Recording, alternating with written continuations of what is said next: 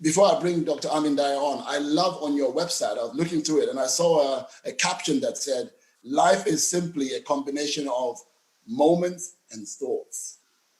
I really love that. I thought that's amazing. So Dr. Amyn Dahya, welcome to the show. Thank you, Tosin. Pleasure to be here. Absolutely. So in your understanding, the topic today is about forgiveness. What is your personal understanding of forgiveness? Forgiveness is a very broad subject, and I don't think any Oxford-style dictionary definition does the concept any justice. So let me start by explaining why I believe forgiveness is important and what kind of role it can play in our lives. You see, in one of my earlier books, I have a dedication which says the origin or our source, our creator, is light. Light brings life. Life brings experience. Experience brings knowledge. And knowledge is light. And that is a full circle of why we are here. So the origin is light. Light brings life. Life brings experience. Experience brings knowledge. And knowledge is light. Now, this means that one of our purposes, core purposes of this lifetime, is to gain as much knowledge as we can. And I compare us at the beginning of life, each one of us is like the ray of the sun. It's from its source, it's light, but you can tell the ray apart from its source because it's not as bright. As we gain more knowledge, and of course, I've talked extensively of what this knowledge means in my meditation masterclasses. But as we gain more knowledge, our ray, or we the ray, become brighter and brighter until we reach a point where you cannot tell the ray apart from its source. Okay, so then that brings us to life brings experience, because now we're looking at how we acquire knowledge.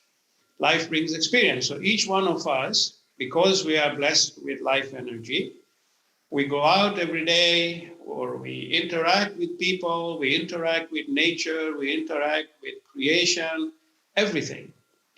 And this is what creates experience, because we have all been endowed with the power of thought. And thought has life. So every time we think, we germinate or we create seeds. We let go of seeds of thought. And these seeds can germinate in those close to us, far away, and they trigger events. And those events create life. Now, if you can think of all of us and the trillions of thoughts we have in any given moment around the world, we're living amidst pure thought, pure intelligence. And that's how events are triggered, that's how life happens. So when we interact with each other and experience those events, experience the people, if we then sit back and reflect on these experiences and learn from them, then that experience becomes knowledge. Because knowledge is a product of reflection from our experiences, good, bad, indifferent, of all sorts. And that knowledge is light, which then brings us to how do we maximize the experience of each moment? And we do that by living 100% in the present. Now, a lot of us in the present lose its power because we're thinking of the past, we're living in memories, or we're thinking of the current world and what's happening everywhere, and we're engrossed in things that don't add value to us in the present, or we're sitting worried about the future. Yet the only time when we get to write new knowledge is in the present. Everything else is noise, because the only time you are truly alive is in the present. So now let's look at what is it that derails the present. So if you have, and I think the past is a very big culprit here. And the past is a package of happy experiences, challenging experiences, a lot of hurt, emotional hurt, a lot of guilt because of the things we may have done, not knowing better at the time, but as wisdom catches up with us, we realize. So past is a mixed bag of everything. But one of the things that creeps into the present in a disabling way is memories of hurt and memories of guilt. These come in and they dominate the present, because we're now going back to those events and we are feeling the pain and we are feeling the betrayal and we are feeling the guilt. And as a result, we are losing the chance to write new knowledge. We are losing the golden gift of life by missing being completely immersed in the present. So how do we bring resolution and let go of these elements which don't belong in our present, by the way?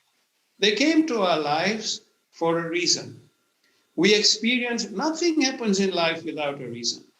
And I believe nothing is a coincidence. So they came into our life for a reason. They came to teach us something. They came to make us feel something. They came to realize something. Whether we realized what we were meant to realize or not, we, at the time, picked up the hurt, picked up the negativity, picked up the guilt. Now, if you imagine, all of you have flown on airlines. I'm sure right now with COVID, you're not doing much of it. But you have a baggage limit. You cross your 20 kilos and you're going to pay dearly. Yeah. Okay, maybe 10 pounds a kilo or more. That's what you're doing to yourself in the present. The present is high value, but you're filling your suitcase. You have gone way past your 20 kilos and you're walking severely burdened because of hurt and guilt, amongst many things. Okay? Worry is another future, but we won't take that on today. So your baggage is really, really heavy. And therefore, as you try to climb up the staircase of life, you're fatigued. How can you possibly think about harnessing the present when you're not in it? You're fatigued carrying a very heavy suitcase. So I ask myself, is it worth it? Did we come in this world to gain something or to experience certain things and go stagnant? Because if we came for going stagnant, then keep filling that suitcase as much as you want. And I wish you luck, but I know that the golden dewdrops of happiness that come to kiss your feet each morning will not touch your feet because you're not there for it. That's so therefore, we come to forgiveness. Because I feel that to get the most out of life, we have to clear the deck. We have to cleanse and empty this suitcase. Because to be very honest with you, a lot of people that have hurt us have moved on with their lives. They don't even know we exist. And here we are carrying that luggage. So we are the victim. We're the ones who gain nothing from it. We're the burdened. And we are losing every shot at gaining real happiness and gaining real knowledge and building relationships that endure. Because if you're with someone who's always burdened with baggage of the past, how can your relationship blossom? You see, a relationship is like a rose. It needs to be watered. It needs to be nurtured. How can we do that when we're not there? You know, the watering can is in front of us, but we're too worried about something over there. So come to forgiveness. Forgiveness is a way to cleanse the deck, because whether we like it or not, each one of us owes it to ourselves to live fully in the present. And those of you, and I've done many classes on this and taught many techniques, and those who have practiced it have come back to me and said their lives have changed. It is because it takes away the noise and the distraction. So now come to forgiveness and look at how do we approach the subject.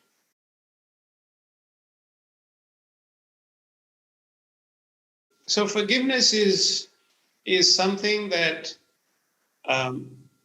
we have to create the right mindset for it.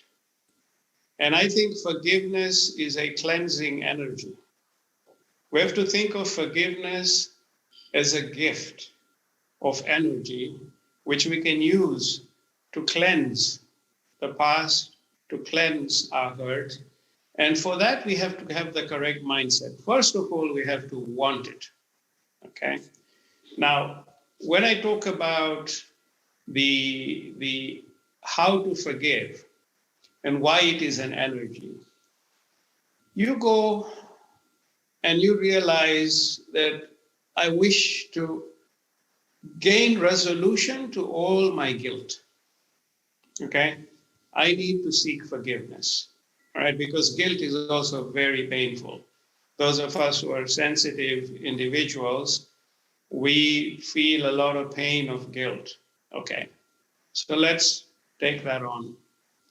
And let's go and first of all, even before we see the person and ask forgiveness, we go into a meditative state within ourselves.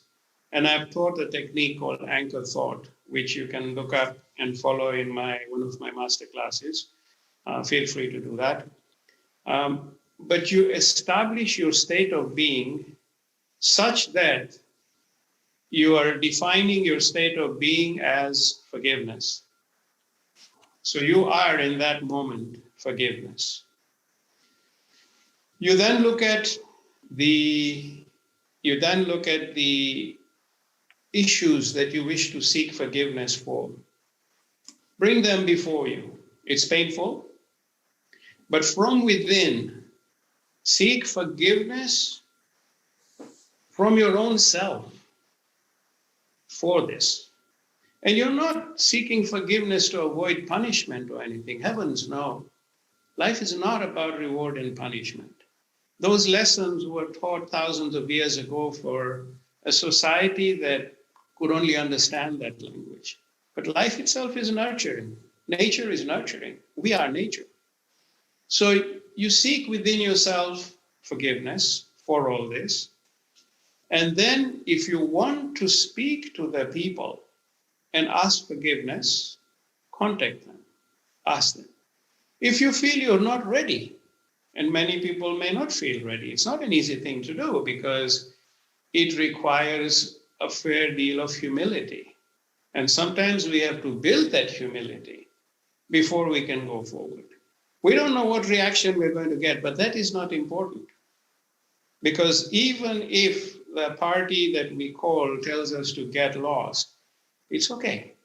Because we have sown the seeds of resolution. And those seeds of resolution always grow. And what happens is it cuts the cord of that particular relationships. It cuts that umbilical cord to the source of pain. You severed it because you've taken that step forward. If you're not ready to physically do it, then each time you sit in quiet contemplation, work with your higher self and seek forgiveness until you are ready to physically ask forgiveness. You have the issue of working with your higher self. And you have the issue of seeking that forgiveness from within. And you want to bring yourself to a state of peace with that particular situation. So it's going to take, first of all, humility within yourself to speak to yourself, which is a big step. It's a step you deserve a lot of kudos for. You then find that resolution of peace within. And then, If at any point in life you feel that you are ready to seek forgiveness from that person, do it. If you feel you're not ready, okay, make sure that you've achieved that resolution. Now, I've had sessions with people, and we've gone to the shore of the sea and stood at a cliff, because there's so many people who they wanted to seek forgiveness, but the person they were seeking forgiveness from has passed on. So we go in front of the ocean, which is symbolic of infinity, because that's what they've become. Okay. And we close our eyes, we throw flowers in the ocean, each one, and we say whatever we wish, very personally within our own minds, that nobody knows who thought what, but we seek that forgiveness from that infinite source. And by putting flowers, it's symbolic, because human beings, we generally think in symbolic terms. So we put that in as a mark of respect. Yeah. And we seek that forgiveness. And actually, when we've done this, we've all left feeling a peace that, was unknown to us before. Because that sense of resolution is very healing. It's like a soothing balm. Now, sometimes you can do that even with people who are alive. But if you feel you haven't built the courage to go, and you need to symbolically as well do this, then go and seek that forgiveness. So that's one part. That is actually the easier part. Then there is the forgiving part, which is even harder. So when we, within our higher self, say, we anchor our thought into forgiveness, and then in our higher self, while we're communicating, because it's really good for one to communicate with one's higher self, because, you are never alone. You are with your best friend, your source. Talk. And you let go, and you say, I forgive. And once you do that, and again you find peace with it, you find that that resolution brings you calmness. Now, what I do sometimes, because I know that I went through a very traumatic experience in my life, where, the people involved, had been, the result of their actions were devastating for me. I could have harbored that all my life. And actually, for 6 months, I was ill because of trying to deal with the question, can this really happen in this world? Is this right? Until I realized that's just life happening to you. It's okay. And life will keep happening to you until you learn to resolve it. Then it doesn't need to happen. That lesson doesn't need to come back to you. And you resolve it based on everything you did to contribute to those events. Because life is a very loving, gentle teacher. So I decided that I was going to forgive them. And I remember when I sat down in meditation and I went to my higher self and said, I'm letting go. I'm cutting this cord, and I have no misgivings, nothing. The first time it was like, really, you want to do this? Well, yes, I do. And that the minute you express the need or the desire to do something, there's this beautiful aspect that each one of us has within us. It's called the facilitator, the inner facilitator. It starts facilitating. Now, for this particular case, how did I finally manage? I'm a bit of a visual person. And I, at one time, and I love the sea. So I visualized that I was in this old sailing boat, the ones that the explorers took when they went to discover the world. And I'm on one, and this person or people are on the other boat. And at the moment, the two boats are facing opposite directions because we were never pulling in the same direction, right? I was the victim, they were the aggressor, according to me, okay? There's your version, my version, and the truth. Well, the truth can be something in between. And I said, okay, so I cut that rope between the two ships. And it's an early morning and it's misty. And, the water is still. And you can't see much, you can barely see the other ship. And I cut that rope and the ship begins to float away. My ship goes one way, that ship goes another way. And a few moments later, I cannot see it anymore. And it's gone. And I found that actually after I forgave and let go, my health improved within a week. I was going through all kinds of medical treatments and tests, and doctors couldn't figure out what was wrong. What was wrong was the burden I was carrying. Mm. And then my life, because now I had energy that I could apply to being creative. And so my life took a turn for the better. I dusted my shoulders and went to rebuild my life again, okay? Which is a difficult thing to do in the best of circumstances, but it's much harder to even begin if you're burdened with these kind of hurts. Absolutely. So I forgave. And now what has happened is forgiveness has become a state of mind, a state of being. And I've learned that forgiveness is like my best friend, my janitor. I bring the janitor into the present and my janitor cleans up the deck for me. And I'll either seek forgiveness or give forgiveness. Suddenly my present is crystal clear and I move forward with life happily. Now, what I'm sharing with you is what works for me. I don't know what's going to work for you. But whatever I'm throwing at you, just consider it food for thought and maybe structure your own solutions. But, make friends with your janitor. And there's no loss of pride or ego because remember, ego is so short-lived. We came to this world as equals. We're going to leave as equals. Go to the cemetery, you'll find out everyone who's buried down there is an equal. Could have been the president of a country or a grandmother, okay? Yeah. They're all lying there together, or they'll become ashes and gone into the river somewhere. So if we come into this world as equals and we live as equals, why can't we live as equals in between? Absolutely. And that is where we live in the voice of ego.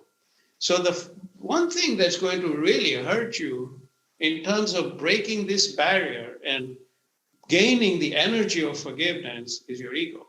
And so that's why you talk to your higher self, because your higher self has no ego. Your lower self does.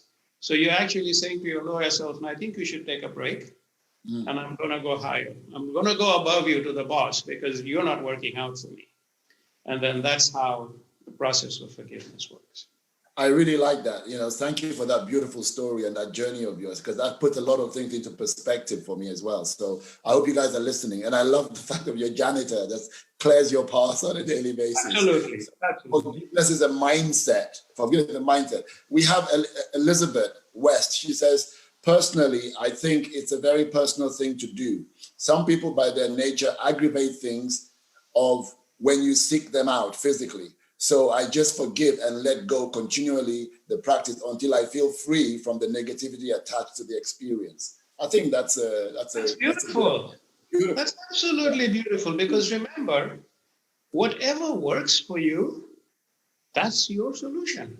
And that's fantastic if you can make peace with yourself over these things. Make sure it's not denial. Yes. Be very careful it's not denial.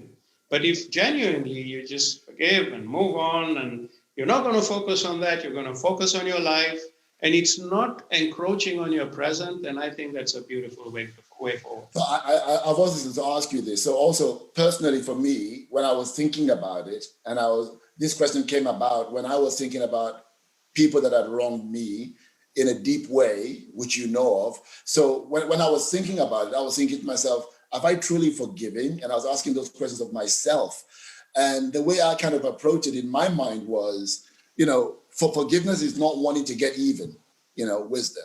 And forgiveness for me was thinking like, I don't keep a record of that wrong. Like, oh, they did me wrong and I'm keeping a list somewhere.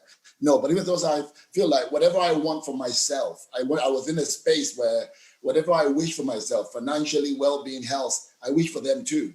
And because I wish that for them too, I have no grudges against them, nothing against them. But as you said, I've not found it within myself to physically be in the same space with them at that time. So I was questioning myself that, am I truly forgiven? And even for the fact that I was asking the question, but I want to truly believe in my heart of heart that I harbor no negativity towards any of them. So yeah. What do you say about it? So that was kind of like where this came about anyway, of asking those questions of what does it really mean to truly forgive? And once you're forgiven, do you have to be do you have to let them back into your life or your space to truly forgive? And those were the questions that I didn't have answered. So I just want to pose that to you. What are your thoughts on that? No, that's a very wise question. And my simple answer is no, you don't have to let them back in your life. My simple answer is that experience was lived. It belonged in a space and a time where it taught you something of value. Maybe you don't need those lessons anymore. You need new ones. And if you keep yourself open to experience and knowledge, the universe will bring the correct events to you. And if it includes bringing one of these people back into your life, not because you asked for it, but it just so happened, you bump into this person. And when you look at him or her, you don't feel bad at all. No. And you think, wow. But you bumped into this person because maybe now this person is part of events that were triggered, needs to accomplish something with you, which helps them. We don't know. But I think it's naive to bring people back into your life because, the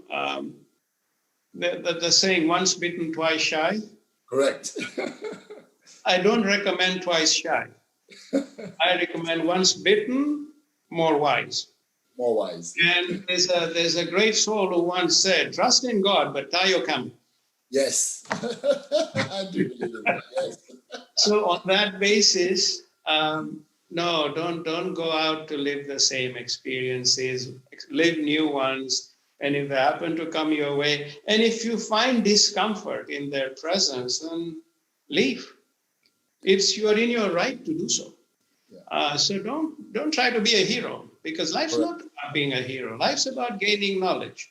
Yes. And I know that these people who, when I cut that rope and that ship went away, I've never heard from them again.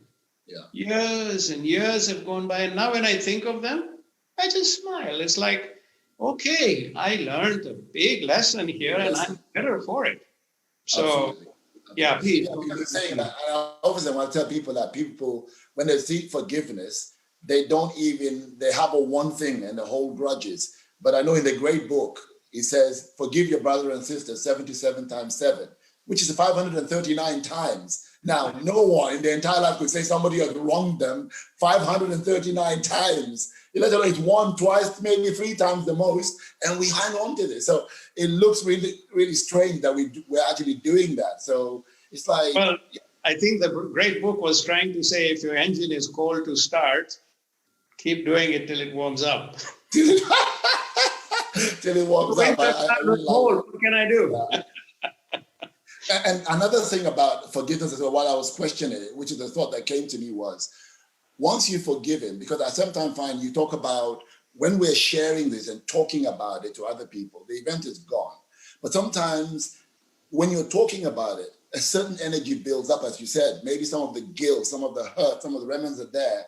And we never ever talk about the other person in terms of putting them in a good light. Rarely do people do that. Do you ever maybe praise them or put them in a good light and say it was great? Whenever they talk about it, they find that they're still, and I found that sometimes when people ask me questions about people in the past, and when I begin to talk about it, there's a certain different energy about it. And when I started to notice that, I started to kind of step back. And then I thought back about a tape that I listened to by Stephen Covey. He mentioned something that was so beautiful. He says, always be loyal to the absent. I was like, Very true. Very good advice. Always be loyal to the other, because the other person is not there to defend themselves. You see? And as you said, it's your truth and their truth and the real truth in the middle. So which one is it? So when I started listening to that, so this is a learning for me. It's a really big learning. And I thought, be absent, you be loyal to the absent. So when people are not there to defend themselves, people ask you about them, just say, they're well, they're good, bless them. That's it, move on. You don't need to go back retelling the story and then feeling the same feelings you feel, because they can sense it in the energy, in the way you approach the topic and as you're talking about it, because something is still there then. So you got to question, have I truly forgiven? So that leads me to this question, because I hear this phrase all the time. People say, forgive and forget. So can somebody truly forgive and forget? Well, I think that question has many shades of gray in the answer. The forgetting part, I don't think is a conscious thing. Right. But once you've forgiven, and it all depends on how well you train the janitor. It's really important. Train the janitor well, and the janitor has done his or her job well. And what happens is that negativity that exists is either hurt or guilt, generally, the two. Yeah. As it fades from your life, you think about it less. And when you think about something less and less, it gets forgotten.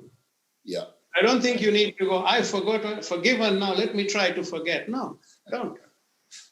Let it fade in the past. Like when we cut that cord and that ship sailed, I wasn't there pushing the ship going, hey, come on, move fast so that I don't get to see you.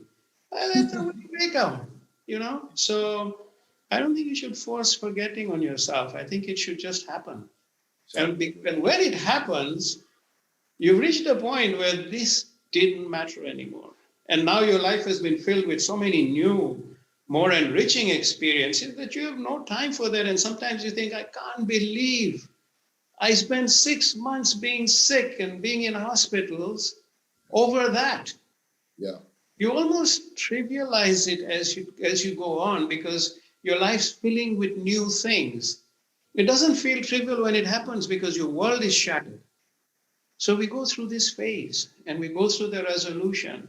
And then after resolution, it falls into the category of unimportant. Yeah. That's the file you put in the archive and sometimes you never open it. So that's how forgetting happens. Okay, then now this leads me to a really tough question that I asked of myself. And I want to pose this question to you. So what about those that commit unforgivable, heinous crimes like killing and oppressing others, enslaving people, abusing people mentally, physically, and otherwise? We are supposed to forgive these people too, right? No, I think we have to look at this, because this question, I don't think anyone would want to take a moral high ground and answer yes, because you'll be wrong. If you do that, at least I know I will be wrong. Yeah.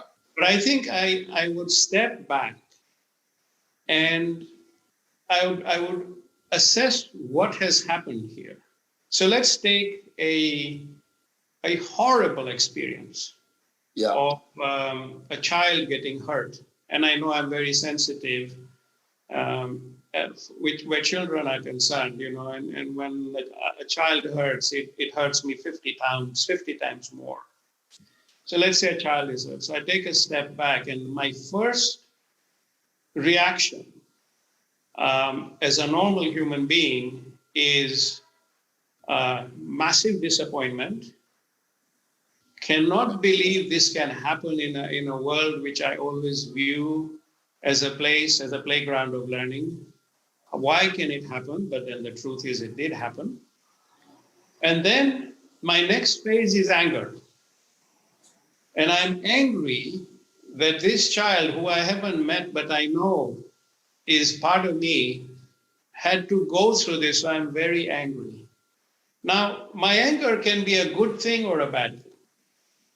Good thing is if it motivates me to actually do something about it in my life that prevents another sweet child, suffering that, whatever that be. If I'm in a profession where I can, through my profession, advance this cause. If I am in a position of influence, I will talk about it and advance this cause. That anger sometimes is a motivator to, stop thinking of everything else and saying, I got to do something about this. And so it drives you towards perhaps preventing something like this in the future. So that's one reaction, is that of anger. Then the other reaction is one of compassion. It follows. And it always starts with compassion for the victim. Because, that poor child never did anything to deserve this. So my heart goes out to that child. I cry for that child, and I have to deal with those emotions because the compassionate side of me has really taken over. And it's okay. I will go through that until, I recognize, okay, what happened here was very wrong. I've already considered what I can and cannot do. And if anyone says I can't do anything about it, you're wrong. Because you can pray.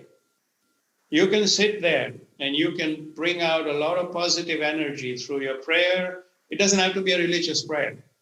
It's the power of thought, where you seek change, you seek healing. You seek healing of the victim. But also, remember, what made the aggressor do that? We don't know. That aggressor may have been a massively abused child. He or she didn't come in this world to say, okay, I'm coming here to create a right mess. No, maybe this is a product of their journey, which you and I will never know. And so in that phase of compassion, this question arises. And you think, because during the anger phase, you want to do everything to hurt this person. But in the compassion phase, when you have first dealt with the compassionate side of your victim, then you start questioning, what could be the cause from the aggressive side?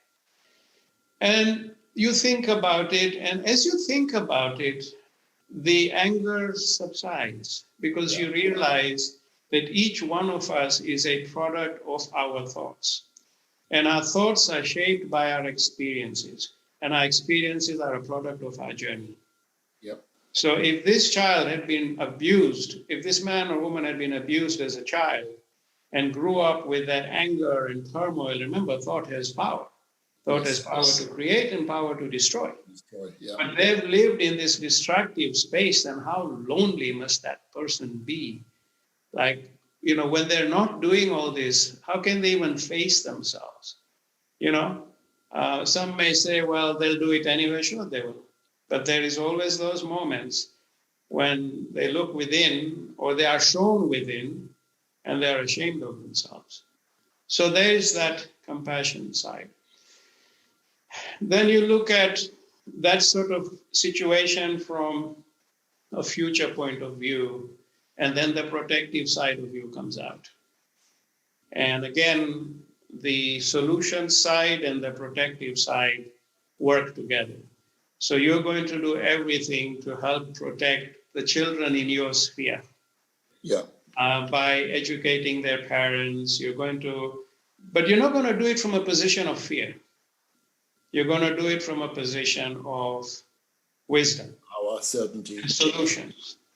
And sometimes, so that's one part. And then sometimes the sheer brutality with what happened also instills fear in yourself. Yeah. Okay? But that you must guard from. Because that experience didn't come to make you worse off. It came to challenge you to do better. It came to challenge you to make this world a better place. So you're shown the worst of the worst. Do something about it, whatever that is. So that, there are so many different. So when I look at these kind of really horrific scenes, like any other human being, we go through these phases of emotions, and there's so many others. Okay, I've just thrown a few at you. Yes, you have. But that in yourself creates wisdom, brings to you new solutions. And if you commit that you're going to do something about it, and that means, and I'm going to dedicate, okay, if I'm not in that physical position, but I'm going to dedicate, 10 minutes every day of my time in meditation for children in this with this plight, or who are about to suffer this plight. And I seek that it stop, or I seek that it be prevented. It's not prevented by hurting the aggressor. It's prevented by bringing calmness to the aggressor, to shifting his or their focus away from what they're supposed to do. So I would do that. I come across charities that I think are going to help. Then maybe I'm going to skip one restaurant dinner, and I'm going to fund those charities, because there are those people out there doing something. So we always have to ask yourself, why was this situation presented in my space, in my life? It wasn't presented just so that you look indifferently and move on. No, it came to you to challenge you to do something, or for a reason, or to invoke something in you that may have happened in your childhood that you also need to go resolve. Yeah. You might realize in that moment that your anger problems may have hurt so many others. Then you go fix yourself. So these come to you as challenges, and that's why I say the answer has so many shades of gray. It certainly has, and I really like what you said, because I mean, we can look at the case of George Floyd, who lost his life with police brutality in the US, but we can see the uprising of everywhere, Australia, UK, everywhere around the world, now calling for something to be done, as you said. So now they're saying enough is enough. Let's actually do something practical. Let's not just put it under the rug and say it's just another incident. No. And as a result of that, no matter who he was, his death is almost, when I look at Diana dying, and we remember her, and we look at George Floyd, who was a mere criminal, as they were saying, but look at the impact he's having as well. It's almost similar impact. So from that point of view, today, the world, information flows so fast. Like, we are being presented with information which would have taken days to reach us in the past, or never reach us. And so, I would look at this situation where the first part of his death was anger. And then now with people, then maybe that anger motivated people to start to do something. But now I see a compassion phase. Yes. Where there's so much peaceful expression of disapproval. So compassion phase follows. It follows, absolutely. The shorter you can keep that anger phase, when you actually go to act, cool down first. Yeah. There were some great leaders, and there was one particular one, and I don't know how accurate this information is, but I heard about it once, where Abraham Lincoln, when he was really angry, and he wanted to fire one of his generals who had grossly disobeyed him. And he wrote the letter of dismissal, and then he kept it under his bed. And the next day he asked himself, do I still feel like sending it? And the answer was yes. But a week later, the answer was no. So he acted on it. Yeah. He solved the problem. And, but the backlash of his initial anger was not the answer. But he ended up solving it by communicating and relating to this individual who went and did a lot of good things after. So again, acting when we're angry instantly, I use my anger as a motivator, not as a retaliation mechanism, because at some point you've got to go past that in your life. Yeah. And your retaliation has already cost so much in your life. I know when I was much younger, I was also like that. We all are. But now retaliation is not my first. In fact, it doesn't come on the radar, because everything else comes on the radar. And I'm focusing on that. Wow, very, very good. Really, it's been really enlightening. And I thoroughly, like I said, I could listen to you all day. I've gotten so much value in just 45 minutes with you right now. I hope you guys are really enjoying these sessions. And if you have any comments or any questions, please post them there. Please do like it and do share with other people as well. Now, we're coming to a close, as I think we've got about 12 minutes. So I wanted to ask you this. What does forgiveness do for the people involved in it? What does it do for them? So let's say now we've listened, we've forgiven, blah, blah, blah. What does it really do for the people involved in it? Okay, so for the person involved with forgiveness, what it does for you is it brings peace and resolution in your life. It clears the deck of the present with stuff that doesn't belong, allowing you to write new knowledge in the present. It helps that you don't deprive yourself anymore of the gift of this life. This gift of this life was not to experience one moment and go stagnant. So it liberates you. And when it liberates you, also having forgiven and having experienced forgiveness, whether it is internally or actually physically, you gain wisdom. You are going to look at a similar situation very differently in the future. And I know that a lot of people, have a lot of regrets, but regrets, if regret, and it should be a phase in your life where you learn from it. And then the best way to deal with that regret is to rise over it and make sure it doesn't happen again. And also make sure that whatever that event was, you try and help prevent it from having another person experience that. Yeah. So it invokes those kinds of solutions. It liberates you in the present. It allows you to move forward with a more enriching life. It adds to your state of inner peace, and it broadens your vision of life and the world and your own role and purpose in it. So I think that there's so many benefits to it. So you say those are the indicators of forgiveness then. You feel this sense of inner peace, calm about it. And obviously when you think about the other person, you don't think ill of them, you think well of them. Just as you pray for yourself, you pray for them as well. There's a very simple test you can do. Today, before you practice forgiveness or anything, you sit down on an armchair and say, I'm going to sit for 10 minutes and I'm going to relax. And I'm going to be at complete peace. And after 2 or 3 minutes, thoughts creep in. They start bombarding you. Yes. And by 10 minutes, you're a nervous wreck. Because you just allowed all that. And they come in droves when you're trying to be calm and relaxed. Okay?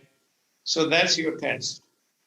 As you have resolved, as you have forgiven, as you have moved on, remember, you let forgetting happen because it occupies less and less space in your life.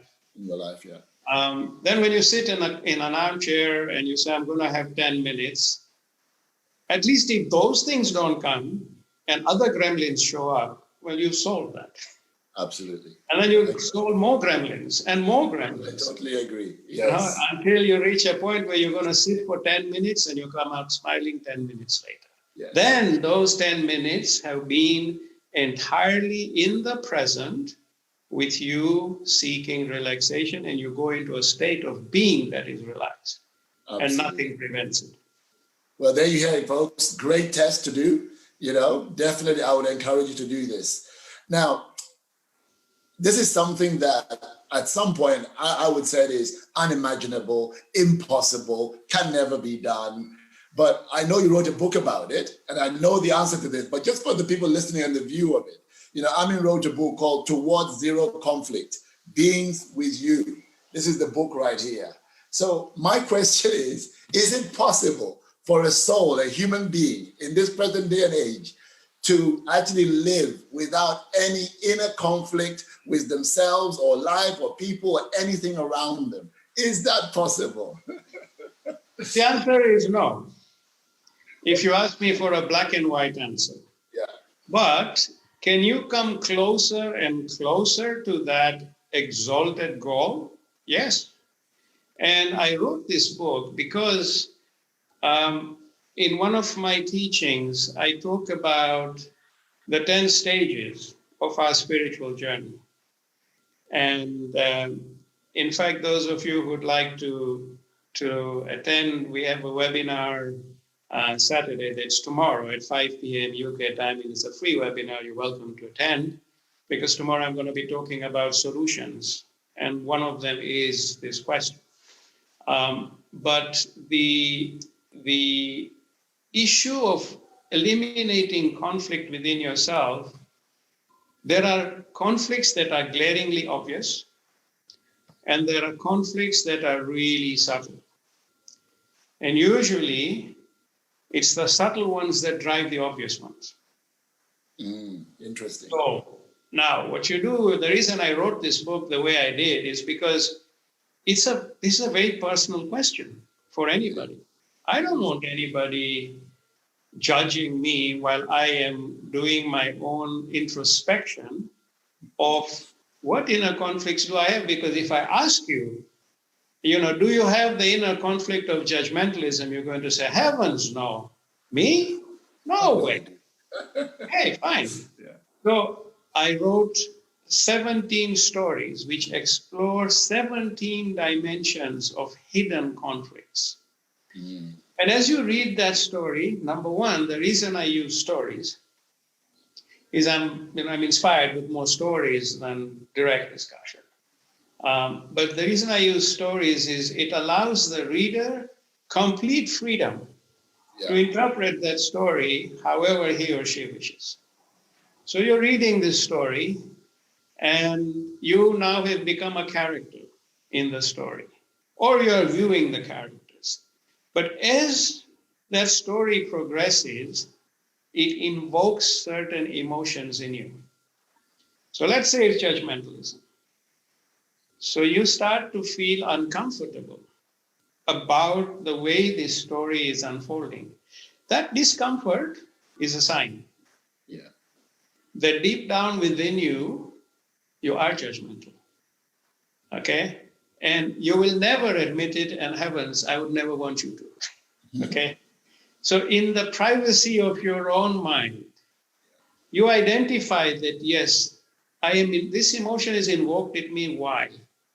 And then I also say, which part of the body did you feel what? Because we all internalize emotions in certain ways.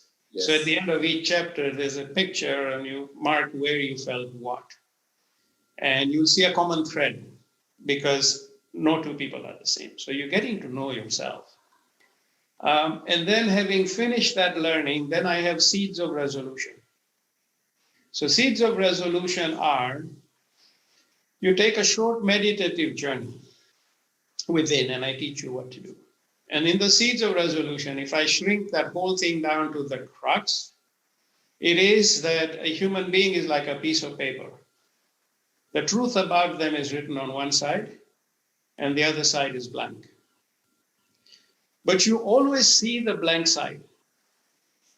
But you profess to know what is behind. That makes you judgmental. That's right.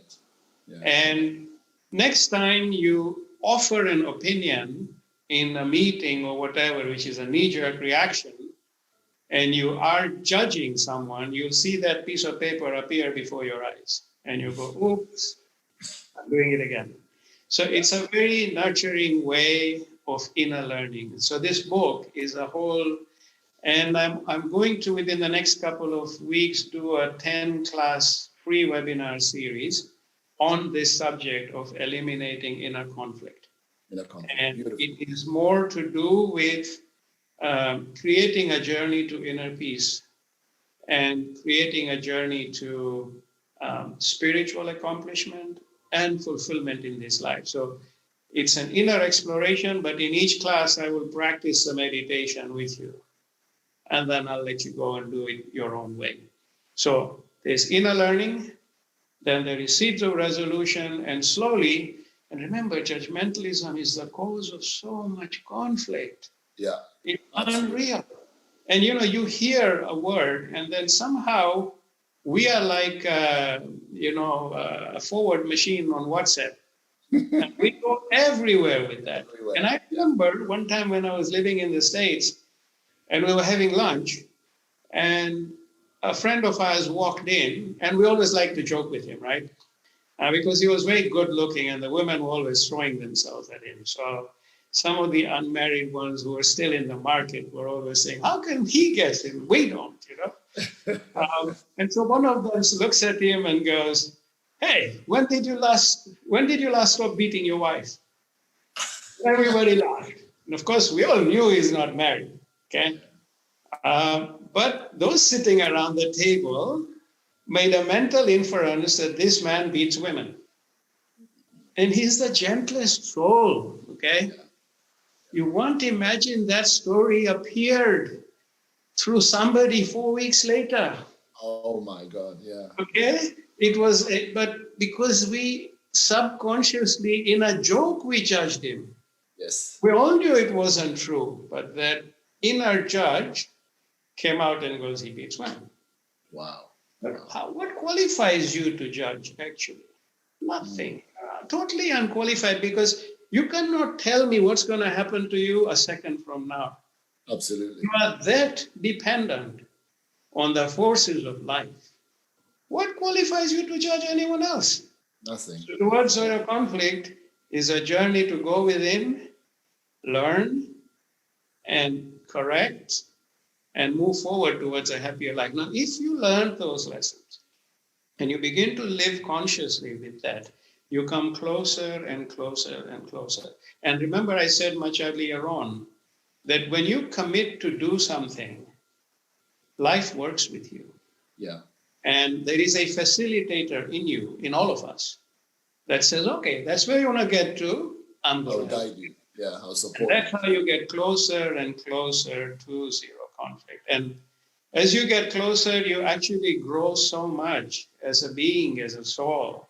You become more enlightened, at which point you can move forward and experience the beauties that lie ahead, which are not available to you while you are living stifled in your own conflicts. Beautiful, beautiful. So I think this is a practical book that is personal to every single individual that's reading it. I found that myself. So like Amyn said, when you read it, it will resonate with you personally according to your way of thinking.